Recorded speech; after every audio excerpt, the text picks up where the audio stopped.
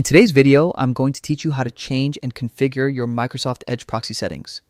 Whether you're troubleshooting a network issue or fine-tuning your internet connection for better performance, understanding how to configure your proxy settings can be very helpful.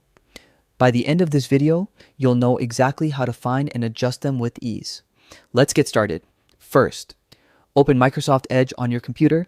Once it's opened, go to the top right corner and click on the three dots. That's the Settings and More menu. From the drop-down list, select Settings. Now, on the left-hand side of the Settings page, click on System and Performance and then choose System. Here, you'll see an option that says Open your computer's proxy settings. Click on that. This will take you directly to your Windows proxy settings. Keep in mind that any changes you make here will affect your entire device, not just Microsoft Edge. You'll now see two sections: Automatic Proxy Setup and Manual Proxy Setup.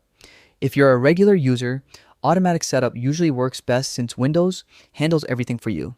But if your network requires specific configurations or you've been given custom proxy details, you can use the Manual Setup instead. For Manual Setup, simply turn on Use a Proxy Server, then enter the proxy address and port number provided by your network admin or internet service provider. You can also add exceptions, meaning certain websites can bypass the proxy if needed. Just separate each address with a semicolon. Once you're done, click Save to apply the changes. And that's it. You've successfully changed and configured your Microsoft Edge proxy settings. Make sure to test your internet connection afterward to confirm everything is working correctly. Thanks for watching, and if you found this video helpful, don't forget to like, comment, and subscribe for more tutorials like this one.